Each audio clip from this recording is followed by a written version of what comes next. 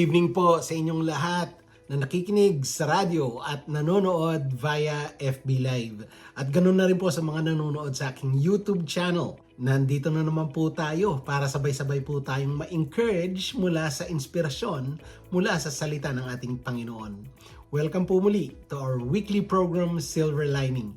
Dito lang sa nag-iisang Christian radio sa Baguio, DWLY 97.5 Cool FM.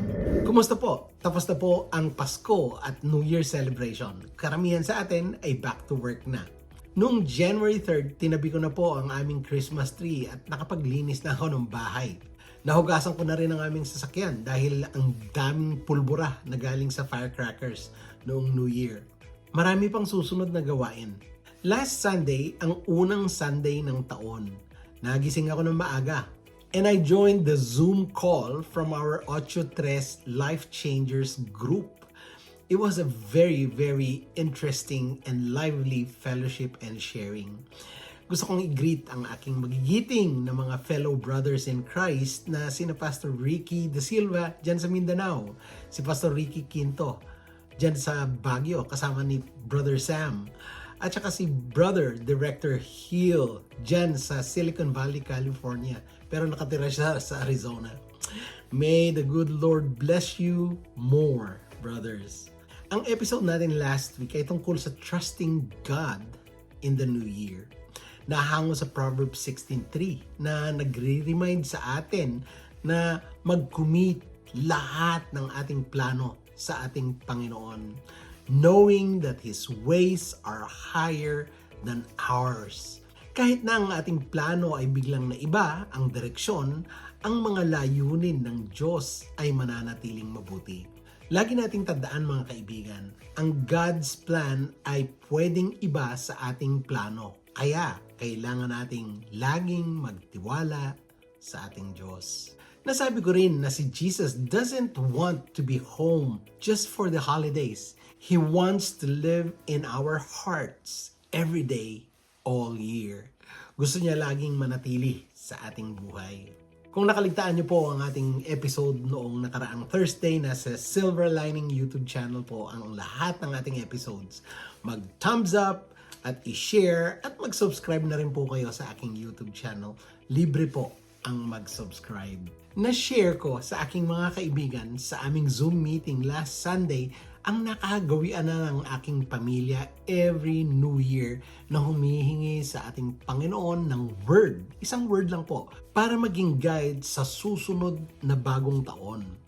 Ang word na binigay sa akin ng Panginoon ay ang word na trust. Kaya last week, ang title ng ating devotion ay Trusting God in the New Year. Ngayong gabi, ang ating devotional ay from an inspiration that was from my moments with my family while having breakfast with them after the Zoom meeting with my friends. Nagkukwentuhan kami when suddenly my daughter looked at her phone kasi meron siyang notification. As soon as nakita niya yung notification, she excitedly laughed and overly celebrated. Nakatanggap siya ng text galing sa kanyang colleague mula sa Japan. Ang reaction niya ay napaka-epic. Ang saya-saya ng aking dalaga. Naalala ko pa, noong kapanahonan ng pagkabinata ko, wala pang cellphone, text messaging, emailing, wala pang FaceTime, wala pang messenger call, puro sulat noon. Naalala niyo pa ba ang feeling kung meron kayong natatanggap na sulat galing sa kaibigan o kaya lalo na sa minamahal? Di nga ba't ang saya-saya? At kung nakatanggap ka, ilang beses mo itong babasahin? Lalo na kung in love ka, di ba? Sa panahon na ito, ang dali na ng communication. Hindi ka na maghihintay ng matagal. Makikita mo agad kung nabasa na yung text mo kasi mayroong nakalagay doon sa baba na read. Di ba? Mas lalo pang nakaka-excite kung makikita mo yung tatlong tuldok na gumagalaw-galaw. Ibig sabihin nun, nagre-reply na siya kaagad. At you are anticipating the quick response to your message. Na-excite ka kung ano ang isasagot sa message mo. Pero pag hindi naman agad sumasagot, ang dami na pumapasok sa isip mong negatibo kung bakit di pa siya sumasagot. Di ba? Nagmamaktol ka, nakasimangot ka, sumusungit ka, at nagkukulong ka sa kwarto.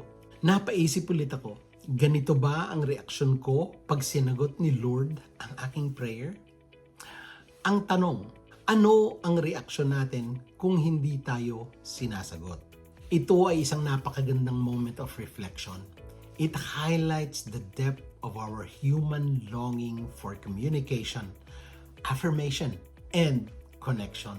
Hindi lamang sa iba, kundi pati na rin sa ating Panginoon. Kapag ang Diyos ay tila tahimik, it can feel like naiiwan tayo sa kawalan ng katiyakan. Ngunit, ang kanyang katahimikan ay kadalasang nagdadala ng malalim na lesson at pagkakataon para sa ating growth. Narito ang ilang mga verses at mga lesson na dapat nating i-consider. Sa Psalm 27:14, sinabi doon, "Wait for the Lord, be strong, and let your heart take courage." Wait for the Lord. Ito ang unang verse na binigay sa akin na konektado sa word for 2025 sa akin na trust. Sa panahong nananahimik ang Diyos, ang verse na ito ay nag-aanyaya sa atin na palakasin ang ating faith and trust sa kanyang perfect timing. Nabanggit ko na last week itong susunod na verse. Ito ay ang Isaiah 55:8-9. Sabi doon, "For my thoughts are not your thoughts, neither are your ways my ways, declares the Lord. For as the heavens are higher than the earth, so are my ways higher than your ways, and my thoughts than your thoughts."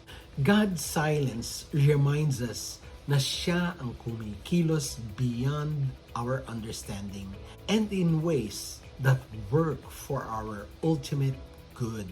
Ito pa, sa Lamentations 3:25-26, sabi doon, "The Lord is good to those who wait for Him, to the soul who seeks Him. It is good that one should wait quietly for the salvation of the Lord." Ang paghihintay quietly ay nakakatulong sa atin to cultivate patience and trust na siya ay sasagot in His time.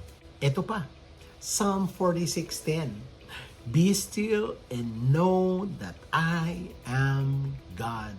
In moments of silence, we are encouraged to be still and recognize His sovereignty.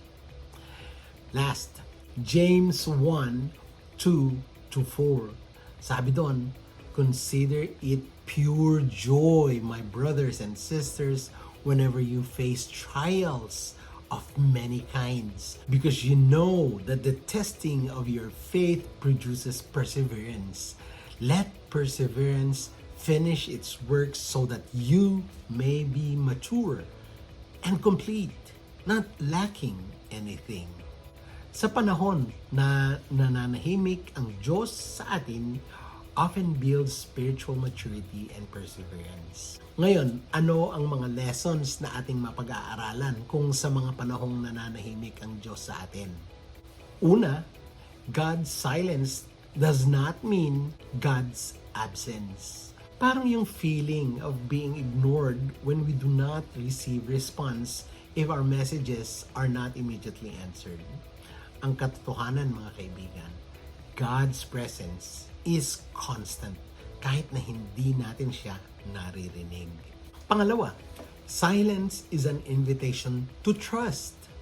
Tulad ng reaksyon ng aking dalaga, yung joy na nakita ko sa kanya in receiving a message. Our joy should not only come from God's answers, but also from trusting in His unchanging nature. Alam natin, nasasagot siya. Ngunit, laging in His time. O, di ba? Pangatlo, God's silence prepares us. Kadalasan, ang kanyang katahimikan allows us to grow spiritually, learn patience, and prepare for His response. Think of how a teacher is silent during a test, trusting the students to apply what they've already learned. Pang-apat, God speaks in subtle ways. Ang kanyang sagot ay maaaring hindi palaging dumarating sa form na inaasahan natin. A direct answer or dramatic sign. It might come through a scripture, a person's kindness, or quiet peace in your heart. Maraming paraan kung paano tayo sagutin ng Panginoon. Panglima, we are called to respond in faith. Tulad ng excitement ng aking dalaga to respond to her colleague, kung sinagot tayo ng Diyos, we should react with gratitude and obedience. Kapag siya ay tila tahimik, ang ating tugon ay dapat pa ring faith, prayer, and persistence. Ngayon, ano ang mga practical steps na pwede natin gawin para sa mga panahong nananahimik ang ating Diyos sa atin? Stay in the Word. God's voice is often clearest in Scripture. Pray honestly. Share your feelings with God, even your frustrations. Worship and gratitude. Praise and worship Him. Nasabi ko ito noon na hindi lang sa pamamagitan ng pagkanta ang pag-praise and worship. Maraming paraan kung paano mo pwedeng i-praise ang Panginoon even in uncertainty. At palagi nating i-trust ang ating Diyos sa kanyang mga plano para sa atin. At lagi natin siyang pasalamatan. Ano pa ang ibang ways? Seek community. Palibutan mo ang iyong sarili ng mga kapatiran who can encourage and pray with you. At eto pa, reflect on past faithfulness. I-recall yung mga times kung kailan sinagot ng Panginoon ang prayers mo in unexpected ways. Yan ang mga ilang pwede kong isuggest na gawin when God is quiet. Ang aking personal reflection sa reaksyon ng aking dalaga is a reminder that relationship thrive on both communication and trust. If we trust God as our loving Father, we can be assured that even His silence is purposeful and loving. His timing is always perfect, and His plans for us are always good. I encourage all of you to use this moment to deepen your faith and also encourage others who may feel the same way. Amen po ba? Tara, pray na tayo. Heavenly Father, salamat po for this time of reflection and for the reminder that even when you seem silent, you are always near. Teach us, Lord, to trust you, to trust in your perfect timing, and to have a faith in your plans, even when we don't understand them. Help us to grow, Father, in patience and draw closer to you in quiet moments. Lord, we lift up to you our doubts, our fears, and our needs for your guidance. Remind us, Lord, of your promises and give us the courage to wait with hope, knowing that you are working all things together for good. Let your presence fill our hearts with peace, and may we remain steadfast in our love and devotion to you. We thank you for always listening and for being the God who never leaves us nor forsake us. In every season, whether you speak or are silent, may we trust you more. In Jesus' name we pray. Amen. Salamat po sa inyong pakikinig. Sana ay nakapagbigay po ang ating episode ngayon ng karunungan at kaliwanagan upang maging mas malinaw ang ating pangunawa at gabay sa direksyon ng ating paglalakbay sa buhay sa kasalukuyan. Abangan ang ating mga bago pang weekly devotional. Kung meron po kayong mga prayer request or encouragement, i-private message nyo lang po ako. Kung gusto nyo pong i-like o i-share ang ating episode, nasa FB page at mga social media accounts po ng Cool FM. Mag-subscribe na rin po kayo sa aking YouTube channel, ang Silver Lining. Salamat po muli Ako po si Silver, sa pahintulot po ng ating Diyos na nagbibigay liwanag, karunungan at pangunawa. Nandito muli ako next week. Bye, God bless, and Shalom.